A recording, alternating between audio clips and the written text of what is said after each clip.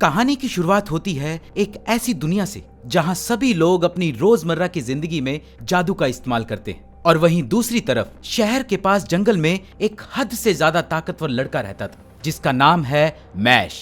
Mash और उसके पिता बर्नहेड जंगल में एक छोटे से घर में बड़ी आराम से रहते थे। अपनी एक्सरसाइज खत्म करने के बाद जब मैश घर पहुंचा तो उससे गलती से दरवाजा टूट गया और ये देखकर बर्नहेड को बहुत गुस्सा आया। पर मैश ने अपने पिता के गुस्से को शांत करने के लिए दरवाजे को वापस सही करने का तो वादा किया, पर इस वादे को पूरा करने के चक्कर में उसने दरवाजे के टुकड़े कर दिए। ये देखकर बर्नहेड के दिमाग में हर पिता की तरह ख्याल जरूर आया होगा, क्या करूं, मार भी तो नहीं सकता, प्यार जो इतना करता हूं इससे। इसके बाद मैश और बर्नहेड एक साथ चाय पीने के लिए बैठे, जहां हमें पहली बार पता चलता है कि मैश उस दुनिया के लोगों से काफी अलग था। असल में वो जादू का इस्तेमाल बिल्कुल नहीं कर सकता था और इसी की कमी को पूरा करने के लिए बर्नहेड उसके शरीर को ताकतवर बनाना चाहते थे। पर मैश को इसके बारे में कुछ भी नहीं पता था, इसलिए वो हमेशा सोचता रहता था कि आखिर उसकी ट्रेनिंग पूरी तरह से फिजिकल क्यों होती थी। चाय खत्म करने के बाद बर्नहेड किसी काम से घर से बाहर चले गए, पर जाने से पहले उन्होंने मैश को कहीं भी बाहर जाने से मना कर दिया। पर अपने पिता के निकलते ही मैश अपने फेवरेट क्रीम पफ खाने के लिए शहर की तरफ निकल गया। शहर पहुंचकर मैश ने देखा कि सभी लोग जादू का इस्तेमाल कर रहे थे, पर मैश को ये सब देखकर बिल्कुल एक्साइटमेंट नहीं हुई, बल्कि उसे ऐसा लग रहा था कि ये सब काम हाथों से भी तो हो सकते थे और इनके लिए जादू की क्या जरूरत। बेकरी पहुंचकर उसने अपने फेवरेट क्रीम पफ का ऑर्डर दिया, पर इस एक्साइटमेंट में उसने गलती से सिक्कों को इतनी जोर से दबा दिया कि वो मुड़ गए। 2.5 किलो का हाथ है कातिया। और फिर जब मैश ने उन सिक्कों को फिर से अपने हाथ से सीधा किया तो ये देखकर तो दुकानदार बिल्कुल पागल ही हो गया। कुछ देर इंतजार करने के बाद मैश को उसके मनपसंद क्रीम पफ तो मिल गए, पर उसी वक्त एक हवा के झोंके से उसके सर की टोपी उड़ गई और आसपास के सभी लोग उसका चेहरा देखकर हैरान हो गए, क्योंकि उसके चेहरे पर कोई भी निशान नहीं था। उधर पुलिस स्टेशन में ब्रैड नाम का एक ऑफिसर अखबार पढ़ रहा था जिसमें उस साल के डिवाइन विजनरी के बारे में लिखा हुआ था। ये एक ऐसा टाइटल था जो मैजिक एकेडमी के टॉप स्टूडेंट को दिया जाता था। इसके साथ साथ उसे और भी कई सारे फायदे मिलते थे। तभी ब्रैड का फोन बजा और उसे बताया गया कि शहर में एक लड़का घूम रहा है जिसके चेहरे पर कोई निशान नहीं है। उधर मैश को समझ में नहीं आ रहा था कि सब उसको घूर क्यों रहे थे, और इसीलिए वो चुपचाप अपना क्रीम पफ खाने में बिजी था। पर तभी उसकी टक्कर टेरी नाम के एक पुलिस ऑफिसर से हुई और मैश के क्रीम पफ की थोड़ी सी क्रीम उसकी यूनिफॉर्म पर लग गई, जिससे टेरी को बहुत ही ज्यादा गुस्सा आया। उसने गुस्से में मैश के क्रीम पफ को जमीन पर फेंक दिया और उस पर चिल्लाने लग गया। और तभी अचानक से मैश ने टेरी की पूरी यूनिफॉर्म फाड़ दी।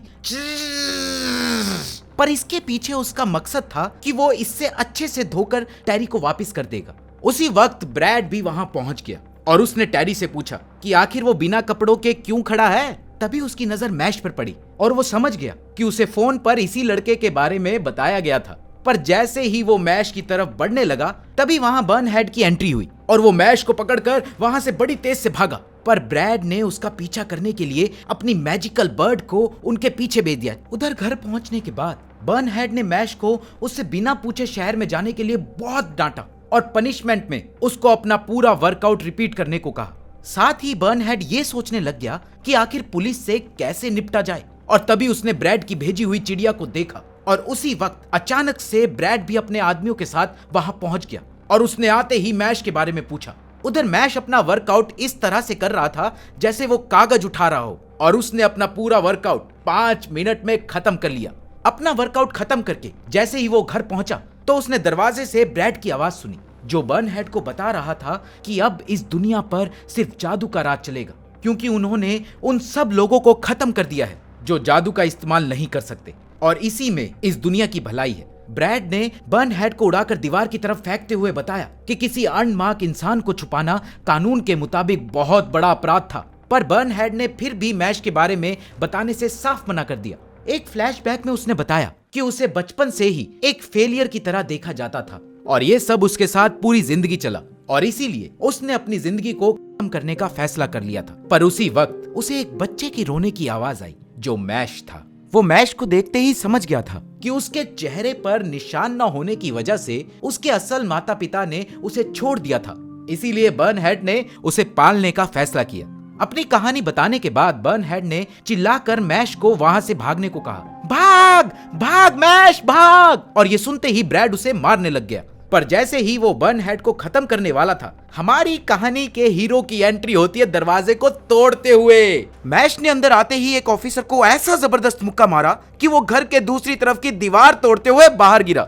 उधर जैसे ही टेरी उसके पास पहुंचा तो उसने एक बार फिर उसकी यूनिफॉर्म फाड़ दी और तब तक उसे थप्पड़ मारता रहा जब तक वो जमीन पर नहीं गिर गया। इसके बाद मैश ने ब्रैड को बताया कि वो इसलिए नहीं भागा क्योंकि बर्नहेड ही उसका पूरा परिवार है। ये सुनकर ब्रैड हंसने लग गया क्योंकि उसे लग रहा था कि वो मैश को आराम से मार देगा क्योंकि उसे जादू नहीं आता था। पर जैसे ही उसने अपना स्पेल मैश की तरफ भेजा, मैश ने उसे बड़ी आसानी से अपने एक हाथ से घुमा दिया।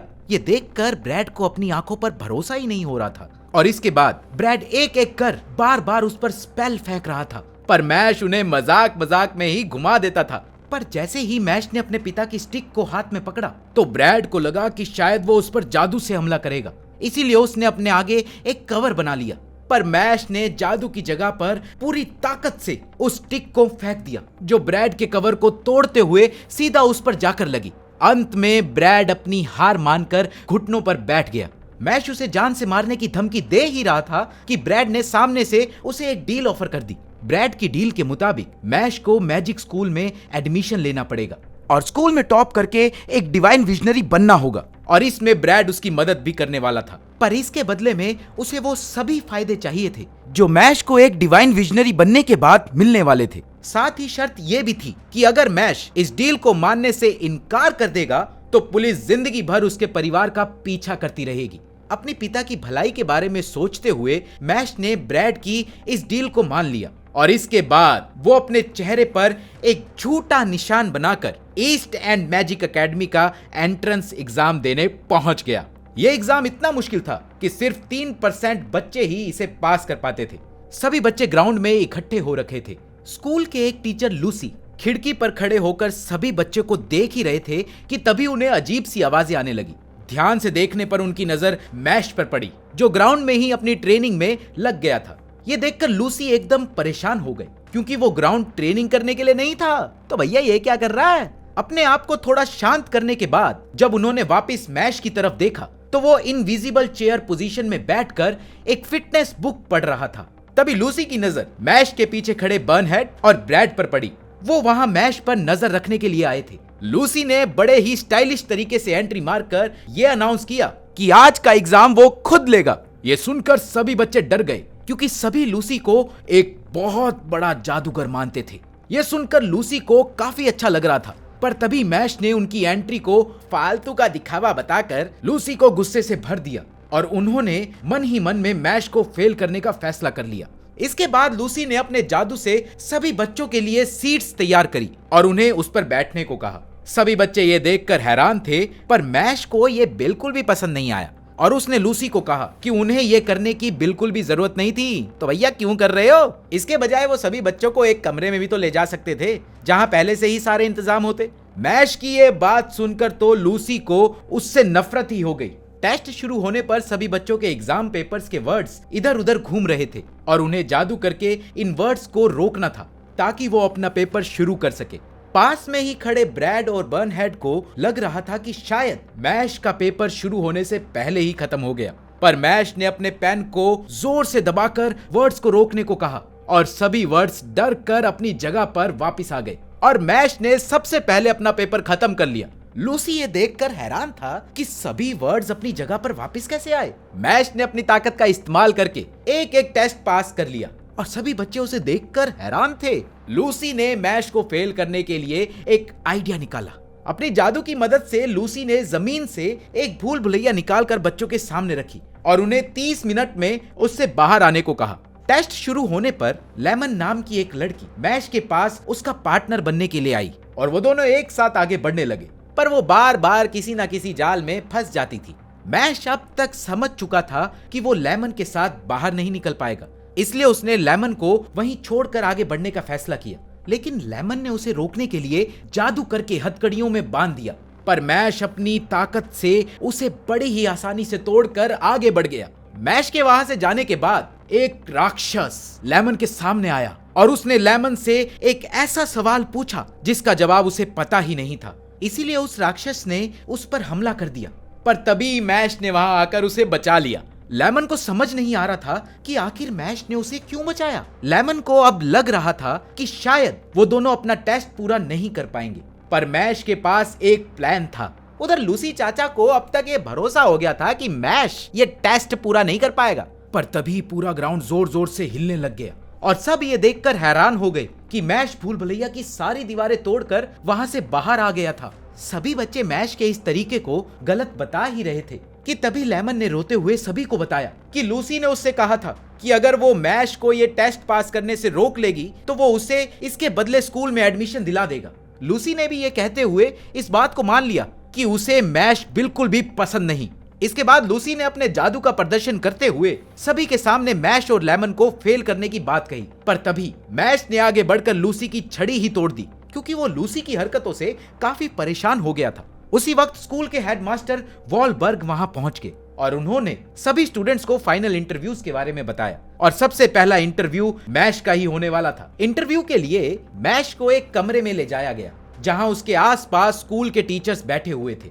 इंटरव्यू शुरू होने पर उससे कुछ सवाल पूछे गए, पर मैश के दिए गए जवाब उन टीचरों को कुछ खास पसंद नहीं आ रहे थे। पर हेडमास्टर को मैश में काफी इंटरेस्ट था, इसीलिए उन्होंने मैश से भूल भुलैया में लेमन को बचाने के बारे में पूछा, क्योंकि उस वक्त खुद मैश के पास भी टेस्ट खत्म करने के लिए ज्यादा टाइम नहीं बचा था। इसका जवाब देते हुए मैश ने कहा कि उसे लग रहा था कि अगर वो आज लेमन को नहीं बचाएगा तो उसे हमेशा इस बात का अफसोस रहेगा। मैश का ये जवाब सुनकर वॉलबर्ग को ये एहसास हुआ कि मैश कुछ भी करने से पहले सोचता नहीं है, पर कई बार मैश के सामने अगर उससे भी ज्यादा ताकतवर दुश्मन आ गए तब भी वो क्या इसी तरीके से उनसे लड़ पाएगा। इसी चीज को टेस्ट करने के लिए उन्होंने अपनी जादू से एक राक्षस को बुलाया जो एक डॉल पर हमला करने वाला था और उस डॉल में मैश के पिता बर्नहेड की आत्मा थी और मैश का काम था उस डॉल को बचाना। मैश ने उस राक्षस को रोकने के लिए उस पर हमला तो किया, पर मैश के हमले से उसे कोई फर्क नहीं पड़ा, बल्कि मैश के हाथों से खून बहने लग गया। इसके बाद मैश ने उस राक्षस के ब्लेड को रोकने के लिए अपने दोनों हाथ उसके नीचे रख दिए और ये देखकर स्कूल के सभी टीचर्स हैरान रह गए। अब तक वॉलबर्ग ये समझ चुके थे कि मैश अपने से कमजोर को बचाने के लिए किसी से भी लड़ सकता था, इसीलिए उन्होंने उस राक्षस को वापस बुलाकर ईस्ट एंड मैजिक एकेडमी में मैश का स्वागत किया। स्वागत नहीं करोगे हमारा? कुछ दिनों बाद एक क्लास में टीचर बच्चों को जादू की मदद से ताला खोलना सिखा रही थी, जिसे जादू की दुनिया में एक बहुत ही आसान काम माना जाता था। पर मैश ने बिना जादू का इस्तेमाल करे ही उस ताले को अपने हाथ से तोड़ दिया, जिसे देखकर टीचर गुस्से से पागल हो गई। सवाल करने पर मैश ने टीचर को बताया कि वो जादू का इस्तेमाल करने में इतना अच्छा नहीं है। ये सब देखकर साथ ही बैठा एक और स्टूडेंट फिन मैश को एक नालायक बच्चे की तरह देखने लग गया।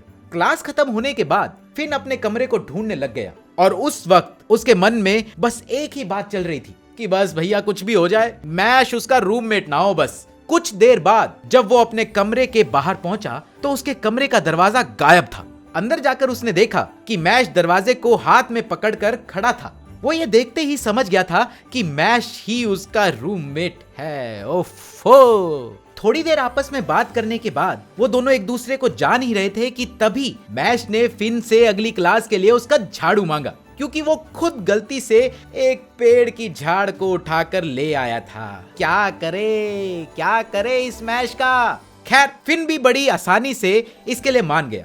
अगले दिन क्लास में टीचर बच्चों को झाड़ू के साथ उड़ना सिखा रहे थे। तभी एक लड़के ने मैश को टोंट मारा कि उसकी वजह से क्लास का टाइम वेस्ट हो रहा है। ये सुनते ही मैश ने जोर से जमीन पर पैर मारकर झाड़ू को अपने हाथ में पकड़ लिया।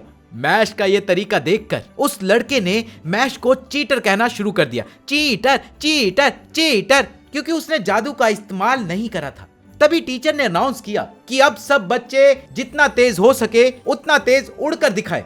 ये सुनते ही उस लड़के ने मैश को एक रेस के लिए चैलेंज किया और हारने वाले को स्कूल खत्म होने तक जीतने वाले की सभी बातें माननी पड़ेगी। और मैश ने भी ये चैलेंज एक्सेप्ट कर लिया, क्योंकि भैया कहानी का हीरो जो है। रेस शुरू होते ही मैश जीत गया और सब के सब वहां हैरान रह गए, क्योंकि किसी को मैश दिखाई तक नहीं दिया। पर फिन ने मैश को झाड़ू को फेंकते हुए उस पर चढ़ते हुए देख लिया था। जिसकी वजह से वो इतनी जल्दी जीत गया था। उस लड़के ने फिर से मैश को चीटर बोलना शुरू कर दिया और अपनी शर्त भी वापस ले ली। पर तभी उस लड़के का मुंह अचानक से सिल गया और वहां केविल नाम का एक और लड़का पहुंच गया, जिसने अपने दोस्त के बर्ताव के लिए मैश से माफी भी मांगी। पर सभी बच्चों को पता था कि केविल एक बिगड़ा हुआ लड़का था, इसलिए सभी को मैश की चिंता हो रही थी, क्योंकि वो समझ गए थे कि अब मैश केविल के निशाने पर था। केविल ने मैश को अपना नाम बताया, पर मैश को सुनने में थोड़ी सी गलती हो गई और उसने केविल की जगह उसे कैबेज बोल दिया। ये सुनते ही सब बच्चे शांत हो गए। इस बात से चिढ़कर जैसे ही केविल ने उस पर जादू करने के लिए हाथ उठाया तो टीचर ने उन्हें रोक दिया। जाते जाते केविल ने मैश को कहा, क्लास के बाद मिलके जाइयो। रूम में वापस जाते वक्त फिन ने मैश को बताया कि केविल मैजिक ब्यूरो के एक हाई रैंकिंग ऑफिसर का बेटा है और अगर उसने केविल से बदतमीजी करी तो उसे स्कूल से निकाल दिया जाएगा, क्योंकि उसके परिवार के वाइस प्रिंसिपल के साथ अच्छे रिश्ते थे। इसके बाद मैश अपने लिए क्रीम पफ बनाने चला गया और उधर केविल ग्राउंड में मैश का इंतजार कर रहा था और काफी देर तक इंतजार करने के बाद वो बहुत गुस्सा हो गया था। अगले दिन मैश ने जब अपनी अगली क्लास के लिए बुक निकाली तो वो खराब हो चुकी थी। तभी केविल भी वहां पहुंच गया और उसने मैश से ग्राउंड में ना आने की वजह पूछी। जवाब में मैश ने बताया कि वो क्रीम पफ बनाने में बिजी हो गया था। ये जवाब सुनकर केविल काफी चिढ़ गया था। इसके बाद केविल ने मैश से कहा कि अगर वो उसकी बातें मानेगा तो वो उसे डिवाइन विजनरी बनाने के बारे में वाइस प्रिंसिपल से बात करेगा। मैश ने एकदम से इसके लिए अपनी हामी भर दी। ठीक है। उसके बाद से मैश पूरी तरह से केविल के इशारों पर काम करता था। एक बार जब मैश ने अपनी बुक बाहर निकाली तो वो भी पहले से ही फट रखी थी। तभी साथ में बैठे फिन ने उसे अपनी बुक शेयर करने की बात करी, जो सुनकर मैश को काफी अच्छा लगा और वो खुद को लकी मानने लगा, क्योंकि उसके पास फिन जैसा एक सच्चा दोस्त था। कुछ देर बाद जब मैश ने केविल को पानी दिया तो उसने सारा पानी जमीन पर गिरा दिया और मैश को उसे साफ करने को कहा। जब मैश उस पानी को साफ कर रहा था तब हमें पता चला कि असल में केविल ही फिन को मैश की किताबें खराब करने को कहता था और अब वो पक चुका था। इसीलिए उसने फिन को मैश के कपड़ों पर आग लगाने को कहा, पर फिन ने इस बार ये करने से मना कर दिया। फिन से ना सुनते ही केविल अपने जादू की मदद से उसे घुटनों पर ले आया। थोड़ी देर बाद मैश भी वहां पहुंच गया और फिन को इस हालत में देखकर उसने केविल से इस सब के बारे में पूछा तो केविल ने कहा कि वो सिर्फ फिन से एक माफी चाहता था। पर तभी फिन जोर जोर से रोने लग गया और उसने मैश को सारी बात बता दी और उससे अपनी गलती के लिए माफी भी मांगी। केविल ने बात घुमाने के लिए मैश से वाइस प्रेसिडेंट के साथ डिनर करने की बात कही, पर मैश धीरे से केविल की तरफ बढ़ा और एकदम से उसका सर उठाकर जमीन पर मार दिया। फिन ने मैश को बताया कि अब उसे पक्का स्कूल से निकाल दिया जाएगा, पर तभी वहां वाइस प्रिंसिपल फारमैन भी पहुंच गए, जिन्होंने ये सब कुछ देख लिया था। पर केविल के परिवार के साथ अच्छे रिश्तों के चलते उन्होंने इसे केविल के ऊपर एक जानलेवा हमला बता दिया और वो इसके लिए एक मीटिंग बुलाएंगे। साथ ही उन्होंने कहा कि केविल बाकी बच्चों से अलग है, इसलिए उन्हें उसकी इज्जत करनी चाहिए। वो लगातार मैश और फिन की बेइज्जती कर रहे थे। तभी मैश ने एकदम से आगे बढ़कर अपना घुटना ले जाकर फारमैन के मुंह पर मार दिया। ओहो! और ये देखकर तो बाकी बच्चों के मानो तोते ही उड़ गए। मैश का मानना था कि फारमैन कोई भी बात सुनने को तैयार ही नहीं है, इसलिए उनको भी पीट ही देना चाहिए, क्योंकि वो वैसे भी तो मुसीबत में पड़ने ही वाला था। फारमैन ने मैश को स्कूल से निकालने की धमकी देते हुए उस पर जादू से हमला करने की कोशिश करी, पर तभी मैश ने मिट्टी उठाकर फारमैन के मुंह पर मार दी। इसके बाद उसने एक गड्ढा किया और फारमैन को उसमें डालकर उसे ढक दिया। जाते जाते मैश ने फारमैन को जिंदा दफनाने की धमकी भी दे डाली। कुछ देर बाद हेडमास्टर ने मैश को अपने पास बुलाया और उसे बताया कि उन्हें ब्यूरो ऑफ मैजिक से एक नोटिस आया है, जिसमें मैश को स्कूल से निकालने को कहा गया है। ब्यूरो ऑफ मैजिक सबसे बड़ी लीगल अथॉरिटी थी और डिवाइन विजनरीज ही उसे चलाते थे। हेडमास्टर ने मैश को केविल के स्टेटस के बारे में तो बताया और साथ ही उस नोटिस को भी जला दिया, क्योंकि वो मैश जैसे अच्छे स्टूडेंट के साथ बुरा नहीं करना चाहते थे और वो चाहते थे कि दुनिया में मैश जैसे और भी लोग हो जो दूसरों के भले के लिए लड़ सके, और साथ ही वो चाहते थे कि मैश भी किसी दिन एक डिवाइन विजनरी बने। मैश ने खुद एक डिवाइन विजनरी बनने की इच्छा जताई तो हेडमास्टर उसे इसका रास्ता बताने लगे, पर मैश एक साथ इतना कुछ अपने दिमाग में नहीं घुसा सकता था। इसीलिए हेडमास्टर ने उसे सिंपल भाषा में समझाते हुए बताया कि उसे सभी सब्जेक्ट में ज्यादा मार्क्स लाने हैं और ज्यादा से ज्यादा सिक्के इकट्ठे करने हैं, और साथ ही उन्होंने वाइस प्रिंसिपल और ब्यूरो ऑफ मैजिक दोनों को संभालने का वादा भी किया। अगले दिन ड्वेलर टीम के कैप्टन टॉम ने मैश को उनकी डॉम की टीम में शामिल होने को कहा। असल में ड्वेलर बिल्कुल हैरी पॉटर में खेले जाने वाली गेम क्विडिच जैसी ही थी। जिसमें प्लेयर्स को झाड़ू पर उड़कर गोल करने थे। उधर मैश टॉम को यह बताने की कोशिश कर ही रहा था कि उसे झाड़ू का इस्तेमाल करना नहीं आता, पर टॉम ने भी उसकी इस बात पर भरोसा ना करते हुए उसे टीम में घसीट लिया। मैच वाले दिन दूसरी टीम ने शुरुआत से ही उन्हें हराना शुरू कर दिया था, पर मैश अभी भी ग्राउंड पर ही खड़ा था और सभी को यह लग रहा था कि वो उड़ने की कोशिश भी नहीं कर रहा, इसलिए सब उस पर चीजें फेंकने लग गए। तभी टॉम उसके पास आकर उसे गेम के रूल समझाने लग गया, जिसमें उसने बताया कि मैच के दौरान उन्हें बॉल को पकड़कर गोल्स करने हैं, पर इसके लिए वो लोग जादू का इस्तेमाल नहीं कर सकते थे और ये पूरी गेम बस टेक्निक की थी। जैसे ही टॉम वापस उड़ने लगा, तभी दूसरी टीम के कप्तान ने आकर उसको जानबूझकर गिरा दिया। जब मैच ने जाकर टॉम को देखा तो उसके हाथ की हड्डी टूट चुकी थी। उनकी टीम 50 पॉइंट्स पीछे थी और इसीलिए टॉम ने एक आखिरी बार कोशिश करते हुए मैच को कहा कि जीतना जरूरी नहीं होता, बल्कि कोशिश करना जरूरी होता है। यह सुनकर मैच में जोश भर गया और उसने अपना झाड़ू पकड़ा और छलांग लगा दी। हवा में बने रहने के लिए वो बड़ी तेज रफ्तार से अपने पैर चला रहा था। मैच की ये टेक्निक को देखकर सभी लोग सोच में पड़ गए कि ये उड़ने का कौन सा तरीका है भाई। उसके पास बॉल आते ही दूसरी टीम के सभी प्लेयर्स बॉल पकड़ने के लिए उसकी तरफ आगे बढ़े, पर मैच ने बॉल को इतनी जोर से फेंका कि वो अपने आप दूर हो गए और उनकी टीम को एक पॉइंट मिल गया। पर उससे ज्यादा अजीब बात यह थी कि बॉल घूमकर वापिस से मैच के हाथ में आ गई। फिर मैच बार बार ऐसे ही बॉल को फेंकता रहा और देखते ही देखते उनका स्कोर 999 हो गया और एक रिकॉर्ड मार्जिन से मैच जीत गए और उन्हें इनाम के रूप में सिल्वर कॉइंस दिए गए। फिन के मुताबिक मैच बहुत ही अच्छे तरीके से वो गेम खेला था। तभी टॉम ने वहां आकर उसे गले लगा लिया, क्योंकि आज मैच की वजह से ही वो लोग जीत पाए थे। उधर लैंस नाम का एक स्टूडेंट अखबार में मैच की जीत के बारे में पढ़ रहा था और उसने मैच की फोटो को खराब करके उसे अपना नेक्स्ट टारगेट बना लिया। अगले दिन क्लास के दौरान टॉम मैच को प्रैक्टिस करने के लिए बुला रहा था, पर वही लेमन उसके साथ बैठकर पढ़ाई करना चाहती थी, पर मैच को उन दोनों के साथ ही समय नहीं बिताना था। तभी लैंस भी वहां पहुंच गया और उसे देखते ही लेमन ने सबको बताया कि लैंस ने ही एंट्रेंस एग्जाम में टॉप किया था। लैंस वहां कुछ मस्ती करने आया था और इसीलिए उसने एक बॉटल निकालकर मैच के तीनों दोस्तों को उसमें बंद कर दिया और मैच को उन्हें बचाने के लिए जंगल में बुलाया और इतना कहते ही वो गायब हो गया। इसके बाद मैच और लैंस जंगल में मिले, जहां लैंस ने बताया कि वो भी कॉइंस कलेक्ट कर रहा था और अब तक उसने 2 सिल्वर कॉइंस जोड़ लिए थे। तभी टॉम ने बताया कि ज्यादातर लोगों के मुंह पर सिर्फ एक ही निशान होता है, पर कुछ लोगों के मुंह पर 2 निशान होने की वजह से वो लोग बहुत ज्यादा ताकतवर बन जाते हैं। लैंस ने मैच को एक चैलेंज दिया, जहां पर वो दोनों अपने एक एक सिल्वर कॉइन शर्त पर लगाने वाले थे और मैच ने भी इस चैलेंज को मान लिया। तभी लैंस ने अपनी छड़ी निकालकर लड़ाई के लिए जगह बनाने के लिए जादू किया और जगह साफ होते ही मैच ने उस पर हमला कर दिया, पर लैंस ने अपना ग्रेविटी स्पेल इस्तेमाल करके उसे जमीन से चिपका दिया। मैच खड़े होने की बहुत कोशिश कर रहा था, पर लैंस के मुताबिक कोई भी इंसान इससे बच नहीं सकता था। पर तभी मैच ने जोर से अपना हाथ जमीन के अंदर घुसाकर एक बहुत बड़े पेड़ की जड़ों को इतनी जोर से बाहर खींचा कि लैंस काफी दूर जाकर अपने घुटनों पर गिर गया। मैच की ये ताकत देखकर लैंस हैरान रह गया था। मैच ने एक बार फिर उसकी तरफ आकर हमला किया और लैंस ने खुद को बचाने के लिए फिर से ग्रेविटी स्पेल का इस्तेमाल करा, पर मैच ने अपनी रफ्तार से उसे चकमा दे दिया। लैंस के पास पहुंचकर उसने उस पर 2-3 बार मुक्के मारने की कोशिश करी, पर लैंस बड़ी मुश्किल से बच गया। इसी बीच उसके गले से उसका नेकलेस गिर गया। जैसे ही मैच ने उसे उठाकर खोला तो उसमें लैंस की छोटी बहन की फोटो थी और लैंस के लॉकेट को वापस मांगने पर मैच ने उसको वो लॉकेट वापस भी कर दिया। इसके बाद लैंस ने मैच के दोस्तों को पहाड़ से नीचे फेंकने की धमकी देते हुए कहा कि वो उन्हें इस मैच को जीतने के लिए इस्तेमाल करेगा।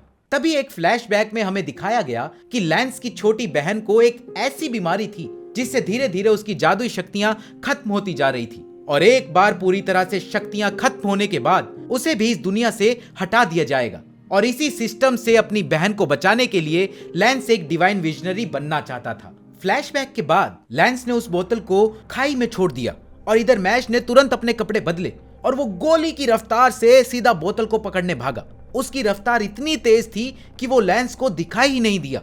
बोतल लेकर वापस आने के बाद मैच ने कहा कि लैंस इतना भी बुरा इंसान नहीं है, क्योंकि उसने एक खाली बोतल खाई में फेंकी थी। और इतना बोलते ही वो तुरंत लैंस के पास असली बोतल छीनने के लिए पहुंच गया और बड़ी आसानी से बोतल छीनकर उसने अपने तीनों दोस्तों को बचा लिया। इस सब के बाद लैंस ने अपनी हार मान ली थी और वो मैश को अपना सिल्वर कॉइन देकर वहां से चला गया। लैंस के वहां से जाते वक्त मैश यही सोच रहा था कि वो असल में बुरा इंसान नहीं है। उधर मैश के तीनों दोस्त उससे चिपक चिपक कर उसका शुक्रिया अदा कर रहे थे। इसके बाद हमें बताया गया कि स्कूल में 3 अलग अलग डोम्स थे जिनमें स्टूडेंट्स को उनकी खूबियों के हिसाब से भेजा जाता था। पहले डोम का नाम था एडलर, जहां आमतौर पर बहुत ही बहादुर बच्चों को भेजा जाता। मैश भी इसी ग्रुप का हिस्सा था। और का डोम में जाते थे सबसे समझदार स्टूडेंट्स और लैंग डोम था सबसे टैलेंटेड बच्चों के लिए। और तीनों ही ग्रुप की आपस में बिल्कुल नहीं बनती थी। बाद में जब मैश अपने सिल्वर कॉइन को देख रहा था तब फिन ने उसे बताया कि 5 सिल्वर कॉइन्स मिलकर एक गोल्ड कॉइन में बदल जाते हैं। तभी फिन और मैश को याद आया कि उन दोनों ने अपनी असाइनमेंट्स पूरी नहीं कर रखी थी और इतने में ही लैंस भी वहां पहुंच गया। उनकी बात सुनकर लैंस उन दोनों को बेवकूफ कहते हुए दोनों की बेइज्जती कर ही रहा था कि मैश ने उसका लॉकेट उसके मुंह के सामने रख दिया और अपनी बहन की फोटो को देखकर वो दीवार पर जाकर गिरा, जिसके बाद उसने उन दोनों की मदद करने का फैसला किया। किचन में जाकर उसने उन दोनों को मैंड्रेक नाम का एक छोटा सा पेड़ दिखाया जो शांत होने पर उनकी असाइनमेंट पूरी करने में मदद कर सकता था। उसने एक स्पेल मारकर उसे शांत कर दिया और फिर मैश और फिन को भी कोशिश करने को कहा। फिन के कोशिश करने पर कुछ असर नहीं हुआ और ये देखकर मैश को लगता था कि ये फिन की कमजोर मसल्स की वजह से हुआ था और वो खुद इसे बड़ी आसानी से कर लेगा। पर मैश के कोशिश करने पर तो उसका मैंड्रिक पूरी तरह से पागल ही हो गया। उधर लैंस के ट्रिक बताने पर फिन ने फिर से कोशिश करी और उसका मैंड्रिक पूरी तरह से शांत हो गया। पर उधर मैश का मैंड्रिक काफी बड़ा हो चुका था। वो पूरी तरह काबू से बाहर हो गया और अपने आसपास की चीजें तोड़ने लगा। पर तभी मैश ने उसे इतनी जोर से थप्पड़ मारा कि वो बेहोश हो गया। इसके बाद लैंस ने उन्हें मैंड्रिक का सूप तैयार करना सिखाया जो उसके मुताबिक बहुत ही आसान था। पर फिन को वो बिल्कुल भी आसान नहीं लग रहा था। पर मैश इस बार भी पूरी तरह से तैयार था। मैश ने भी लैंस की तरह सब कुछ किया पर उसके मैंड्रिक का सूप बनने की बजाय एक क्रीम पफ बन गया, जिसे देखकर लैंस का दिमाग खराब हो गया। इसके बाद उन्होंने कई बार फिर से कोशिश करी। हर बार वो क्रीम पफ ही बनता जाता था। उधर हेडमास्टर आने वाले कंपटीशन के बारे में सोच रहे थे और उन्हें मैश की चिंता खाई जा रही थी। स्कूल कॉरिडोर में एक बैरेट नाम के स्टूडेंट की टक्कर कुछ बच्चों से हो गई और थोड़ी सी बहस के बाद उसने तीनों बच्चों को वहीं नॉकआउट कर दिया और उन्हें साइड कैरेक्टर्स कहकर वहां से चला गया। उधर लैंग डोम के लीडर ने अपने सभी मेंबर्स को बुलाकर उन्हें एडलर डोम के सभी स्टूडेंट से उनके कॉइन छीनने का ऑर्डर दे दिया, क्योंकि उसके मुताबिक लीडर्स बहुत पावरफुल होने चाहिए और एडलर डोम में कोई भी ताकतवर नहीं था। अगले दिन लैंग और एडलर डोम की एक साथ जंगल में क्लास थी और इसके बारे में मैश और उसके दोस्त सोच ही रहे थे कि तभी उन्होंने बैरेट को आते हुए देखा, जो जोर शोर से अपनी तारीफ करते हुए वहां पहुंचा। मैश को बैरेट बड़ा ही अजीब सा लगा और बैरेट का मानना था कि मैश भी एक साइड कैरेक्टर ही है, क्योंकि वो देखने में बहुत ही अजीब था। तभी लेमन भी वहां पहुंच गई और उसने मैश के साथ टीम बनाने के लिए उससे रिक्वेस्ट करी। ला ला ला ला ला। खैर, बैरेट ये देखकर बहुत जेलस हो गया। उसने गुस्से में मैश के मुंह पर थूक दिया, आथू, और जोर जोर से चिल्लाने लग गया, क्योंकि उसके मुताबिक मैश जैसे लड़कों की वजह से ही उसको कोई गर्लफ्रेंड नहीं मिल रही थी और अब वो ब्यूरो का हिस्सा बनकर दुनिया से सभी हॉट लड़कों को गायब करना चाहता था। तभी वहां प्रोफेसर आए और बच्चों को उनकी अगली क्लास के बारे में बताने लगे, जिसमें उन्हें फॉरेस्ट स्कॉर्पियन से लड़ना था और पत्थर इकट्ठे करने थे। रेगुलर पत्थर ब्रॉन्ज कॉइन्स के बराबर थे, पर ज्यादा ताकतवर स्कॉर्पियंस के सर पर एक स्क्वायर पत्थर था जो एक सिल्वर कॉइन के बराबर था। प्रोफेसर के इशारे पर जैसे ही टेस्ट शुरू हुआ तो मैश सिल्वर कॉइन के पीछे जाने का सोच ही रहा था, तभी उसके पास सिलीविया नाम का एक लड़का आया जिसने उसे मैच के दौरान हवा में पैर मारते हुए देख लिया था और उसके हिसाब से मैश ने चीटिंग करी थी और उसने मैश पर एक आयरन पिलर से अटैक करते हुए उससे कहा कि मैश उसके सामने कुछ भी नहीं है। तभी प्रोफेसर ने बीच में आकर उन्हें रोक दिया और सिल्विया ने बड़े आराम से पूरी बात को घुमा दिया। पर मैश सिल्विया पर हमला करने के लिए जैसे ही आगे बढ़ा, तभी लैंस ने उसे रोककर बताया कि सिल्विया उनसे 1 साल बड़ा है, इसलिए मैश को सिल्विया से दूर रहना चाहिए। पर मैश ये देखकर संतुष्ट था कि उसका क्रीम पफ अभी भी ठीक था। इसके बाद वो दोनों जंगल की तरफ आगे बढ़े और लैंस चाहता था कि वो दोनों साथ में काम करें, पर मैश ये नहीं चाहता था, इसलिए वो बिना बताए वहां से निकलकर बैरेट के पास पहुंच गया, जो उसे देखकर बहुत डर गया था। पर मैश ने उसे एक थप्पड़ मार दिया। अब भैया बैरेट मैश से लड़ाई करना चाहता था, पर तभी उन दोनों को एक लड़की की चीखने की आवाज सुनी, जिस पर एक लड़के ने हमला कर दिया था कि तभी वहां पर एक धमाका हुआ और वो लड़का हार गया। जिसके बाद उस लड़की ने जाकर बैरेट को थैंक यू बोला, थैंक यू। और ये देखकर वो घबरा गया और लड़की के सामने कूल बनने की एक्टिंग करने लगा। पर लड़की के हाथ लगाते ही उसके बदन में कपकपी सी चढ़ गई। उधर सिल्विया ने एक स्ट्रॉन्ग स्कॉर्पियन को हराकर एक सिल्वर कॉइन जीत भी लिया था, पर वो असल में किसी और चीज के पीछे था। उधर उस लड़की ने एक बार फिर से बैरेट को थैंक यू बोला और इसी बीच उन दोनों के घुटने आपस में टच हो गए और बैरेट एक बार फिर से पागल हो गया। उसने जोर जोर से अपना सर जमीन पर मारना शुरू कर दिया। असल में वो लड़की जादू का इस्तेमाल कर रही थी, जिससे वो किसी भी लड़के को अपने प्यार में गिरा सकती थी, जिसे वो बहुत सुंदर लगती हो। इसके बाद उस लड़की ने मैश पर भी अपना जादू चलाने की कोशिश करी, पर मैश ने कहा, अरे दीदी मैंने तो कुछ भी नहीं किया, तो मुझे क्यों थैंक यू बोल रही। और ये देखकर वो लड़की हैरान रह गई कि कैसे उसका जादू मैश पर काम नहीं कर रहा था। इसलिए उसने और पावर से कोशिश की, पर उसका भी कोई फायदा नहीं हुआ और अब उसे कुछ समझ में नहीं आ रहा था। वो जोर जोर से रोने लगी। बैरेट ने जब उसकी परेशानी के बारे में उससे पूछा तो उसने बताया कि सिल्विया की दी हुई धमकी की वजह से वो ये सब कर रही थी। बैरेट ने उसकी मदद करने का वादा किया, पर तभी अचानक सिल्विया ने उन पर हमला कर दिया।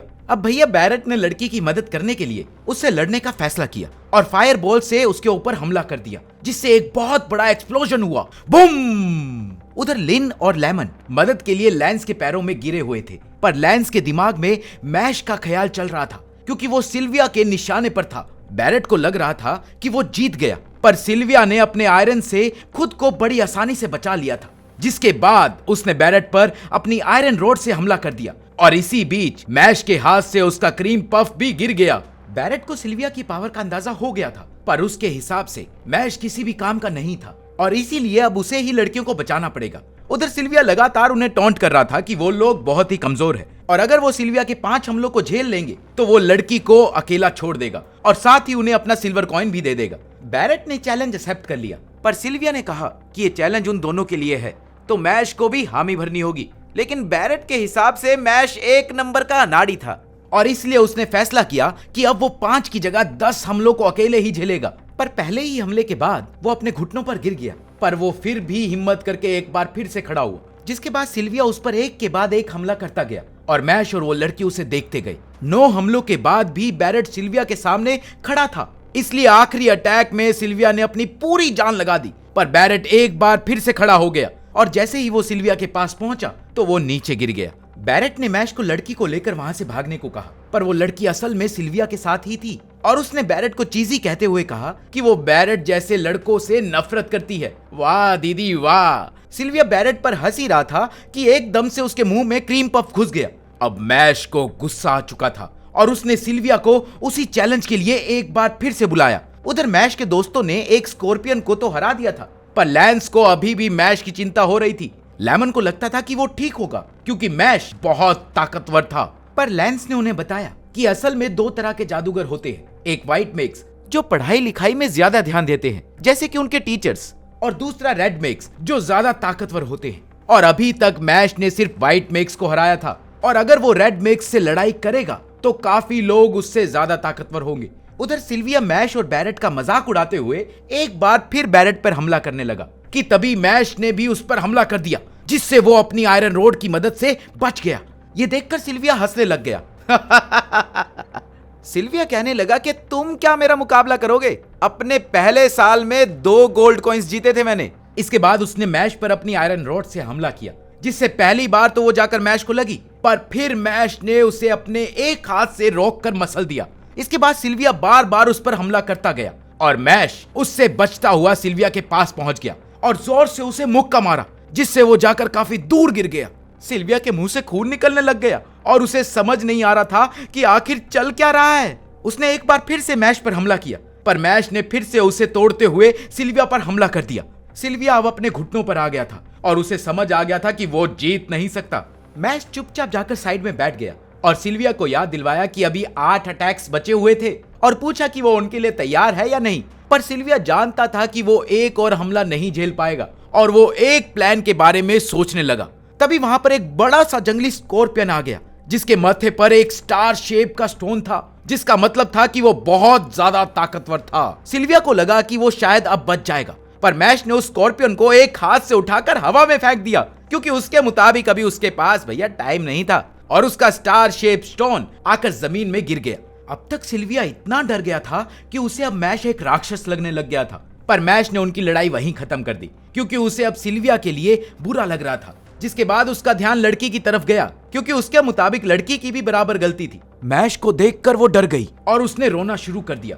पर मैश उसके पास पहुंचा और उसे बड़ी आराम से कहा कि कोई बात नहीं।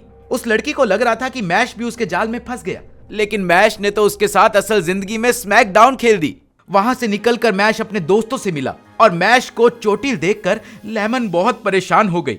फिन ये जानकर बहुत खुश था कि मैश ने स्टार शेप स्कॉर्पियन को हरा दिया था, जो कि 2 सिल्वर कॉइन्स के बराबर था। जैसे ही लेमन बैरेट का हाल पूछने गई तो वो एक बार फिर से पागल हो गया। बैरेट ने मैश को भी थैंक यू कहा, पर मैश को लग रहा था कि वो बहुत अजीब बर्ताव कर रहा है, जिससे सुनकर बैरेट ने उसे पीटने की धमकी दे दी। तभी मैश की जेब चमकने लग गई, क्योंकि उसके सिल्वर कॉइन्स जुड़कर एक गोल्ड कॉइन बन चुके थे। ये देखकर लैंस ने उन सबको बताया कि असल में वो लोग लैंगडोम के निशाने पर थे, क्योंकि उन्हें उनके कॉइन्स चाहिए थे और उन्हें स्पेशली मार्गिया लूपस से बच के रहना चाहिए, जो लैंगडोम के सबसे ताकतवर स्टूडेंट्स का एक ग्रुप था। लेकिन मैश कहने लगा कि वो तो इन अलग अलग डोम्स के बारे में कुछ जानता ही नहीं, जिस पर लेमन ने उसे सॉर्टिंग सेरेमनी की याद दिलाई, जहां एक यूनिकॉर्न स्केलेटन की मदद से उन्हें अलग अलग डोम्स में डाला था। बिल्कुल हैरी पॉटर की तरह एक एक करके बच्चे उसके सामने जाते थे और वो उनके दिमाग को पढ़कर उन्हें उनका डोम बताता था। पर मैश की बारी में स्केलेटन को उसके दिमाग और दिल में सिर्फ क्रीम पफ्स ही दिखाई दे रहे थे, जिससे वो बहुत परेशान हो गया था, क्योंकि आज तक ऐसा कभी नहीं हुआ था। लैंस ने मार्गिया लूपस के बारे में बताते हुए कहा कि उस ग्रुप में 7 एलीट स्टूडेंट्स हैं और शायद सिल्विया भी उन्हीं में से था, और क्योंकि मैश के पास एक गोल्ड कॉइन है इसलिए उसे ज्यादा सावधान रहना चाहिए। पर इस वार्निंग के बाद भी मैश अपनी क्लास ढूंढता ढूंढता अकेले गुम हो गया और एक दरवाजे के सामने पहुंच गया।